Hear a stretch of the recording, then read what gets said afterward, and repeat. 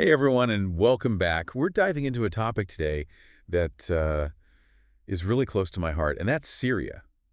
Ooh, I okay. think, we hear a lot about it in the news, Yeah, definitely.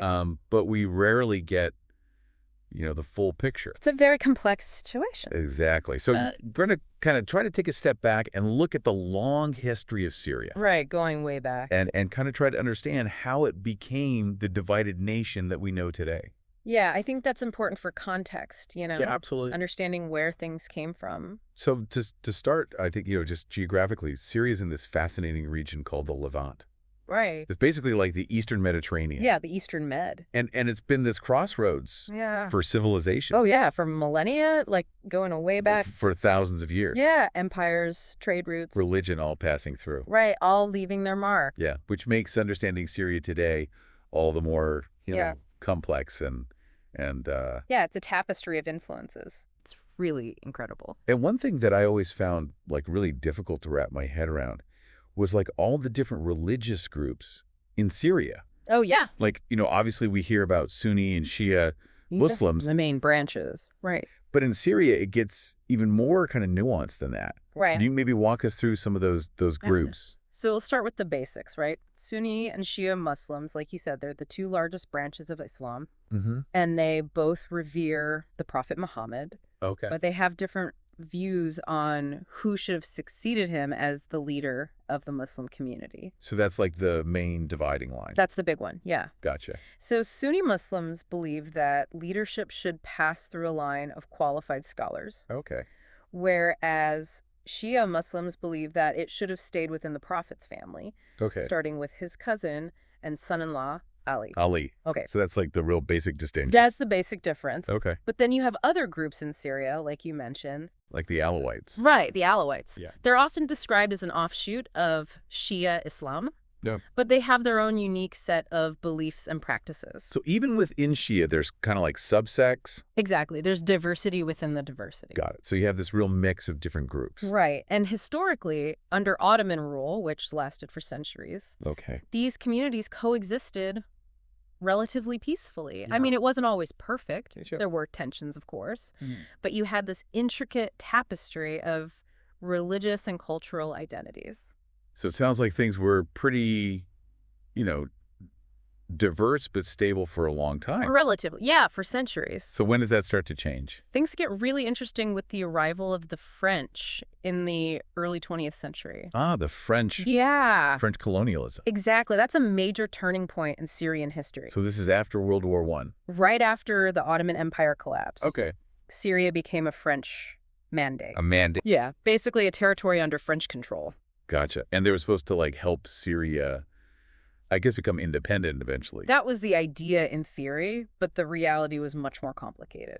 So it wasn't all about like, bringing French culture and language. It was partly about that. Oh. They did try to impose their culture, Yeah. but they also had this policy of divide and rule. Divide and rule. What does that mean? It means they intentionally exploited existing divisions within Syrian society To what end? Like, what was the goal there? to maintain their own control. Yeah. They figured if they could keep the different groups in Syria divided, Mm-hmm. it would be easier to rule over them.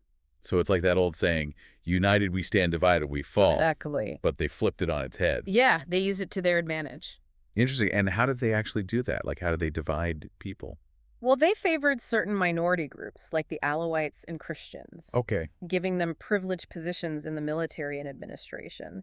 So they kind of elevated some groups above others. Right, and that created resentment and mistrust among the Sunni majority who felt marginalized. That makes sense. Uh-huh. I mean, if you see another group getting preferential treatment, Yeah, you're going to feel resentful. you're going to feel like the system is rigged. Exactly, and that's exactly what the French wanted. So it wasn't really about like promoting diversity or anything like No, that. it was about power. It was about maintaining control by keeping everyone suspicious of each other. Precisely, and that's a legacy that would have long-lasting consequences for Syria. Wow. So the French really set the stage for a lot of the problems that Syria faces today. Yeah, their policies had a ripple effect that's still being felt. It's kind of heartbreaking to think about how these divisions that were often like manufactured or amplified by outside powers can have such a long-lasting impact. It's a tragic reality. So we've gone from this fascinating, diverse society under Ottoman rule to a system where the French are actively sowing the seeds of division. And I'm guessing this sets the stage for the turmoil that would follow. You're absolutely right. The French Mandate period cast a long shadow over Syria. And we'll have to pick up that story in the next part of our deep dive. I'm ready when you are. Yeah, so the French leave in 1946. Okay. Syria's officially independent. Freedom. You'd think, right? Yeah.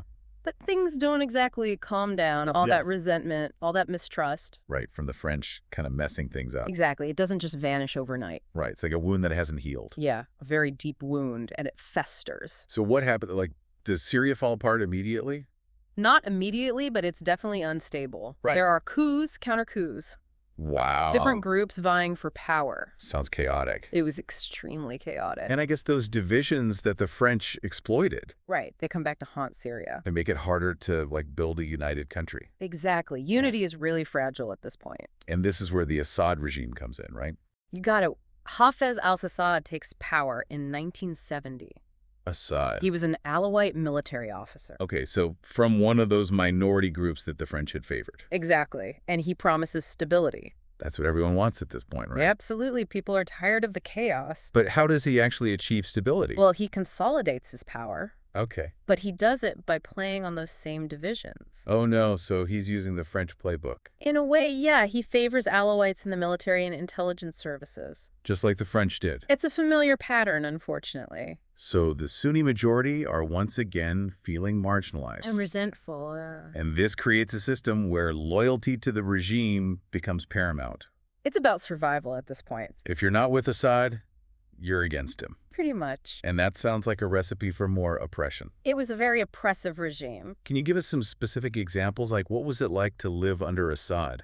Well, Syria became what's called a mukhabarat state. Mukhabarat, what is that?